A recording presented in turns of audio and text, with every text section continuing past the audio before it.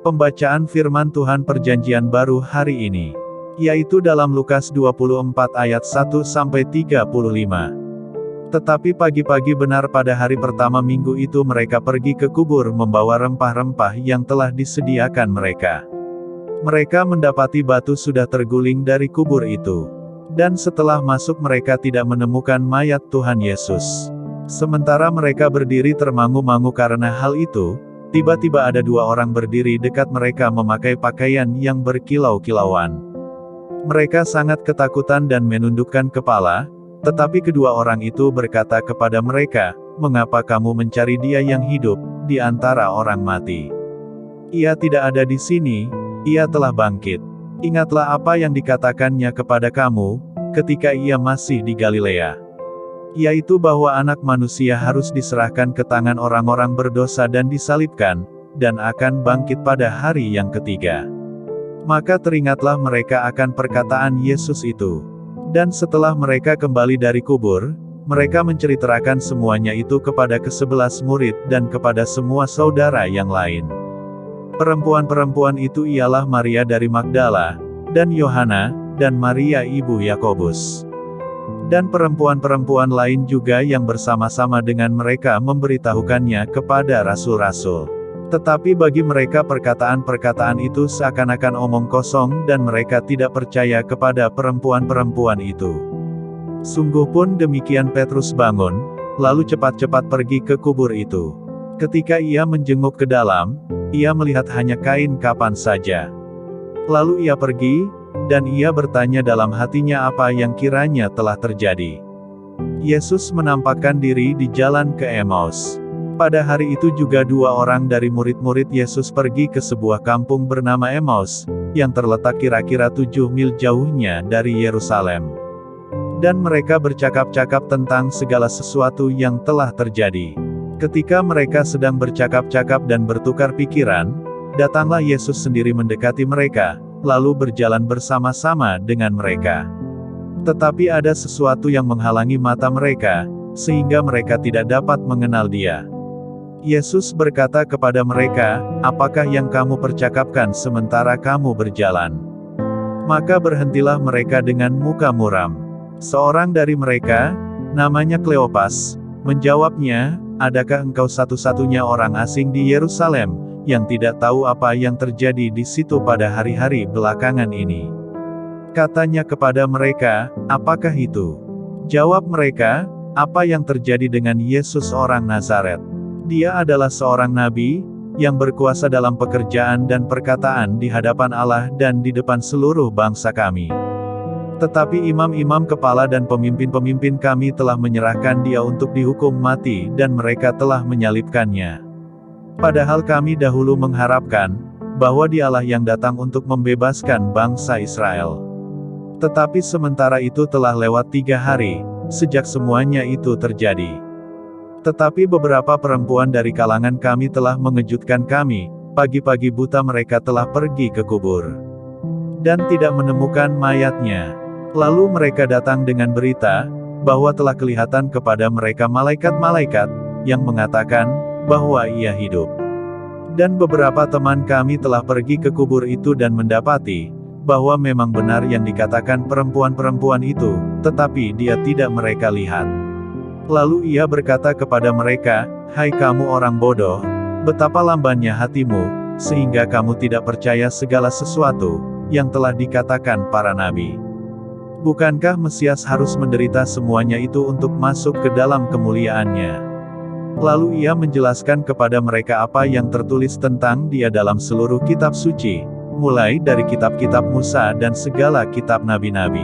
Mereka mendekati kampung yang mereka tuju, lalu Ia berbuat seolah-olah hendak meneruskan perjalanannya.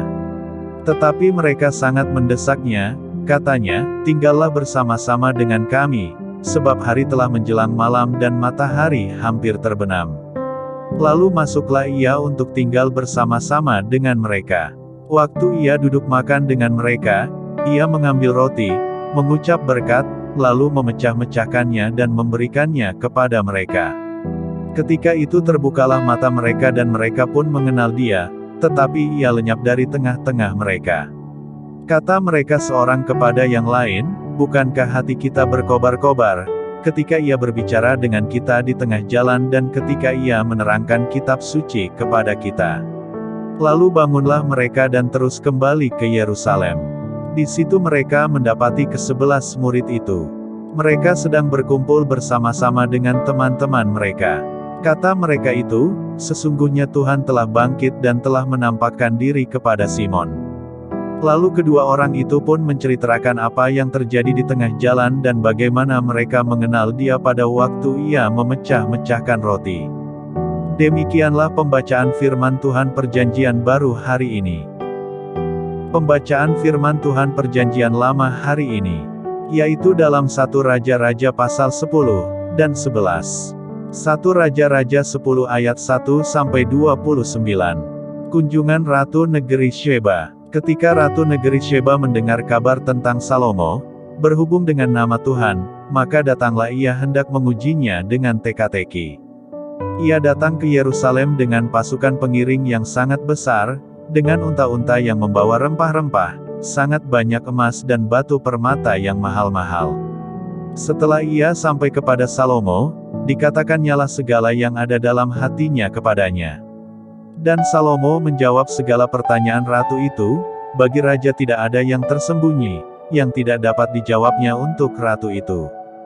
Ketika Ratu Negeri Sheba melihat segala hikmat Salomo dan rumah yang telah didirikannya, makanan di mejanya, cara duduk pegawai-pegawainya, cara pelayan-pelayannya melayani dan berpakaian, minumannya dan korban bakaran yang biasa dipersembahkannya di rumah Tuhan, maka tercenganglah ratu itu. Dan ia berkata kepada raja, benar juga kabar yang kudengar di negeriku tentang engkau dan tentang hikmatmu. Tetapi aku tidak percaya perkataan-perkataan itu sampai aku datang dan melihatnya dengan mataku sendiri, sungguh setengahnya pun belum diberitahukan kepadaku, dalam hal hikmat dan kemakmuran, engkau melebihi kabar yang kudengar. Berbahagialah para istrimu, berbahagialah para pegawaimu ini yang selalu melayani engkau dan menyaksikan hikmatmu. Terpujilah Tuhan, Allahmu, yang telah berkenan kepadamu sedemikian, hingga Ia mendudukkan engkau di atas tahta kerajaan Israel. Karena Tuhan mengasihi orang Israel untuk selama-lamanya, maka Ia telah mengangkat engkau menjadi raja untuk melakukan keadilan dan kebenaran. Lalu diberikannya kepada raja 120 talenta emas, dan sangat banyak rempah-rempah dan batu permata yang mahal-mahal, tidak pernah datang lagi begitu banyak rempah-rempah seperti yang diberikan Ratu Negeri Sheba kepada Raja Salomo itu. Lagi pula kapal-kapal Hiram, yang mengangkut emas dari Ofir, membawa dari Ofir sangat banyak kayu cendana dan batu permata yang mahal-mahal. Raja mengerjakan kayu cendana itu menjadi langkan untuk rumah Tuhan dan untuk istana raja, dan juga menjadi kecapi dan gambus untuk para penyanyi. Kayu cendana seperti itu tidak datang dan tidak kelihatan lagi sampai hari ini. Raja Salomo memberikan kepada Ratu Negeri Sheba segala yang dikehendakinya dan yang dimintanya, selain apa yang telah diberikannya kepadanya sebagaimana layak bagi Raja Salomo. Lalu ratu itu berangkat pulang ke negerinya bersama-sama dengan pegawai-pegawainya. Penghasilan Salomo dan kekayaannya. Adapun emas, yang dibawa kepada Salomo dalam 1 tahun ialah seberat 666 talenta.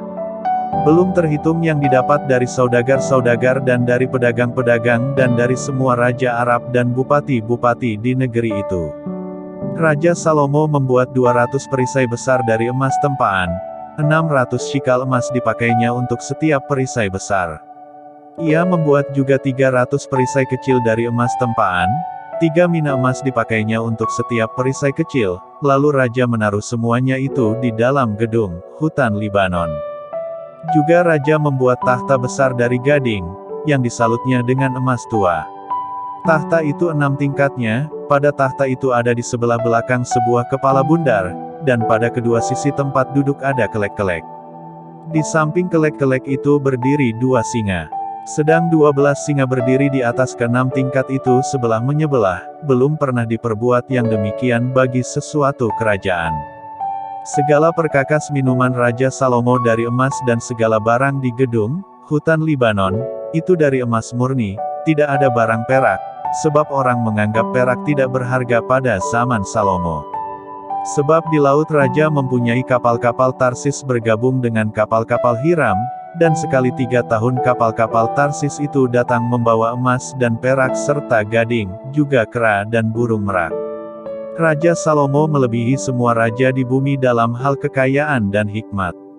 Seluruh bumi berikhtiar menghadap Salomo untuk menyaksikan hikmat yang telah ditaruh Allah di dalam hatinya.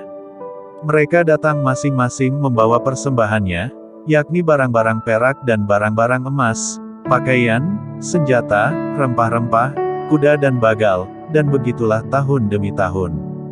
Salomo mengumpulkan juga kereta dan orang berkuda, sehingga ia mempunyai 1.400 kereta dan 12.000 orang berkuda, yang semuanya ditempatkan dalam kota-kota kereta dan dekat raja di Yerusalem.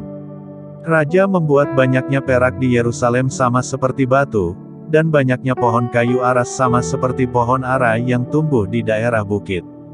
Kuda untuk Salomo didatangkan dari Misraim dan dari Kewe, saudagar-saudagar raja membelinya dari Kewe dengan harga pasar. Sebuah kereta yang didatangkan dari Misraim berharga sampai 600 shikal perak, dan seekor kuda sampai 150 shikal, dan begitu juga melalui mereka dikeluarkan semuanya itu kepada semua raja orang Het dan kepada raja-raja Aram. 1 Raja-Raja 11 ayat 1-43. Salomo jatuh ke dalam penyembahan berhala. Adapun Raja Salomo mencintai banyak perempuan asing. Di samping anak Firaun ia mencintai perempuan-perempuan Moab, Amon, Edom, Sidon dan Het. Padahal tentang bangsa-bangsa itu Tuhan telah berfirman kepada orang Israel, "Janganlah kamu bergaul dengan mereka dan mereka pun janganlah bergaul dengan kamu, sebab sesungguhnya mereka akan mencondongkan hatimu kepada allah-allah mereka." Hati Salomo telah terpaut kepada mereka dengan cinta. Ia mempunyai 700 istri dari kaum bangsawan dan 300 gundik, istri-istrinya itu menarik hatinya daripada Tuhan. Sebab pada waktu Salomo sudah tua, istri-istrinya itu mencondongkan hatinya kepada allah-allah lain, sehingga ia tidak dengan sepenuh hati berpaut kepada Tuhan, Allahnya, seperti Daud, ayahnya. Demikianlah Salomo mengikuti Asyitoret, dewi orang Sidon, dan mengikuti Milkom, dewa kejijian sembahan orang Amon. Dan Salomo melakukan apa yang jahat di mata Tuhan, dan ia tidak dengan sepenuh hati mengikuti Tuhan, seperti Daud, ayahnya. Pada waktu itu Salomo mendirikan bukit pengorbanan bagi Kamos, dewa kejijian sembahan orang Moab, di gunung di sebelah timur Yerusalem dan bagi Moloch, dewa kejijian sembahan Bani Amon. Demikian juga dilakukannya bagi semua istrinya, orang-orang asing itu, yang mempersembahkan korban ukupan dan korban sembelihan kepada allah-allah mereka. Sebab itu Tuhan menunjukkan murkanya kepada Salomo, sebab hatinya telah menyimpang daripada Tuhan, Allah Israel, yang telah 2 kali menampakkan diri kepadanya. Dan yang telah memerintahkan kepadanya dalam hal ini supaya jangan mengikuti allah-allah lain, akan tetapi ia tidak berpegang pada yang diperintahkan Tuhan. Lalu berfirmanlah Tuhan kepada Salomo, "Oleh karena begitu kelakuanmu, yakni engkau tidak berpegang pada perjanjian dan segala ketetapanku yang telah kuperintahkan kepadamu, maka sesungguhnya aku akan mengoyakkan kerajaan itu daripadamu dan akan memberikannya kepada hambamu. Hanya, pada waktu hidupmu ini aku belum mau melakukannya oleh karena Daud, ayahmu, dari tangan anakmu lah aku akan mengoyakkannya. Namun demikian, kerajaan itu tidak seluruhnya akan kukoyakkan daripadanya, 1 suku akan kuberikan kepada anakmu oleh karena hamba-Ku Daud dan oleh karena Yerusalem yang telah kupilih." Lawan-lawan Salomo. Kemudian Tuhan membangkitkan seorang lawan Salomo, yakni Hadad, orang Edom, ia dari keturunan Raja Edom. Sesudah Daud memukul kala orang Edom, maka Panglima Yoab pergi menguburkan orang-orang yang mati terbunuh, lalu menewaskan semua laki-laki di Edom. 6 bulan lamanya Yoab diam di sana dengan seluruh Israel, sampai dilenyapkannya semua laki-laki di Edom. Tetapi Hadad melarikan diri bersama-sama dengan beberapa orang Edom dari pegawai-pegawai ayahnya, dan mengungsi ke Mesir, adapun Hadad itu masih sangat muda. Mereka berangkat dari Midian, lalu sampai ke Paran, mereka membawa beberapa orang dari Paran, lalu mereka sampai ke Mesir kepada Fir'aun, Raja Mesir. Ia ini memberikan rumah kepada Hadad, menentukan belanjanya dan menyerahkan sebidang tanah kepadanya. Hadad demikian disayangi Fir'aun, sehingga diberikannya kepadanya seorang istri, yakni adik istrinya sendiri, adik permaisuri Tahpenes. Lalu adik Tahpenes itu melahirkan baginya seorang anak laki-laki, Genubat namanya, dan Tahpenes menyapih dia di istana Fir'aun, sehingga Genubat ada di istana Fir'aun di tengah-tengah anak-anak Fir'aun sendiri. Ketika didengar Hadad di Mesir, bahwa Daud telah mendapat perhentian bersama-sama dengan nenek moyangnya dan bahwa Panglima Yoab sudah mati juga, maka berkatalah Hadad kepada Fir'aun, biarkanlah aku pergi ke negeriku. Lalu bertanyalah Fir'aun kepadanya, tetapi kekurangan apakah engkau padaku ini? Maka engkau tiba-tiba berniat pergi ke negerimu. Jawabnya, aku tidak kekurangan apapun, namun demikian, biarkanlah juga aku pergi. Allah membangkitkan pula seorang lawan Salomo, yakni Rezon bin Eliada, yang telah melarikan diri dari tuannya, yakni Hadadezer, Raja Zoba. Ia mengumpulkan orang-orang, lalu menjadi kepala gerombolan. Ketika Daud hendak membunuh mereka, maka pergilah mereka ke Damsyik, mereka diam di sana dan disitulah mereka mengangkat Rezon menjadi raja. Dialah yang menjadi lawan Israel sepanjang umur Salomo, ia mendatangkan malapetaka sama seperti Hadad. Ia muak akan orang Israel dan menjadi raja atas Aram. Juga Yerobeam bin Nebat, seorang Efraim dari Zereda, seorang pegawai Salomo, nama ibunya Zerua, seorang janda, memberontak terhadap raja. Inilah alasannya, mengapa ia memberontak terhadap raja. Salomo mendirikan Milo, dan ia menutup tembusan tembok kota Daud, ayahnya. Yerobeam adalah seorang tangkas. Ketika Salomo melihat bahwa orang muda itu seorang yang rajin bekerja, maka ditempatkannya dia mengawasi semua pekerja wajib dari keturunan Yusuf. Pada waktu itu, ketika Yerobeam keluar dari Yerusalem, Nabi Ahia, orang Silo itu, mendatangi dia di jalan dengan berselubungkan kain baru. Dan hanya mereka berdua ada di padang. Ahia memegang kain baru yang di badannya, lalu dikoyakannya menjadi 12 koyakan. Dan ia berkata kepada Yerobeam, ambillah bagimu 10 koyakan, sebab beginilah firman Tuhan, Allah Israel, sesungguhnya aku akan mengoyakkan kerajaan itu dari tangan Salomo dan akan memberikan kepadamu 10 suku. Tetapi 1 suku akan tetap padanya oleh karena hambaku Daud dan oleh karena Yerusalem, kota yang kupilih itu dari segala suku Israel. Sebabnya ialah karena ia telah meninggalkan aku dan sujud menyembah kepada Asyitoret, dewi orang Sidon, kepada Kamos, Allah orang Moab dan kepada Milkom, Allah Bani Amon, dan ia tidak hidup menurut jalan yang kutunjukkan dengan melakukan apa yang benar di mataku dan dengan tetap mengikuti segala ketetapan dan peraturanku, seperti Daud, ayahnya. Bukan dari tangannya akan kuambil seluruh kerajaan itu, aku akan membiarkan dia tetap menjadi raja seumur hidupnya, oleh karena hambaku Daud yang telah kupilih dan yang tetap mengikuti segala perintah dan ketetapanku. Tetapi dari tangan anaknya lah aku akan mengambil kerajaan itu dan akan memberikannya kepadamu, yakni 10 suku. Dan kepada anaknya akan kuberikan 1 suku, supaya hambaku Daud selalu mempunyai keturunan di hadapanku di Yerusalem, kota yang kupilih bagiku supaya namaku tinggal di sana. Maka engkau ini akan kuambil, supaya engkau memerintah atas segala yang dikehendaki hatimu dan menjadi raja atas Israel.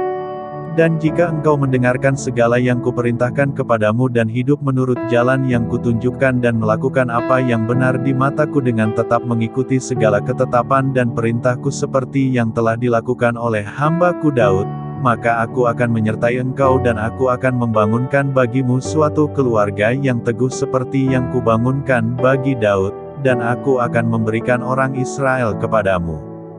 Dan untuk itu aku akan merendahkan keturunan Daud, tetapi bukan untuk selamanya.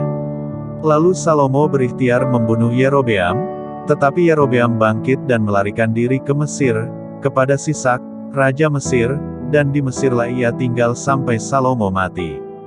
Salomo mati. Selebihnya dari riwayat Salomo dan segala yang dilakukannya dan hikmatnya, bukankah semuanya itu tertulis dalam kitab riwayat Salomo? Lamanya Salomo memerintah di Yerusalem atas seluruh Israel ialah 40 tahun. Kemudian Salomo mendapat perhentian bersama-sama dengan nenek moyangnya, dan ia dikuburkan di kota Daud, ayahnya. Maka Rehabim, anaknya, menjadi raja menggantikan dia. Demikianlah pembacaan firman Tuhan hari ini. Tuhan Yesus memberkati.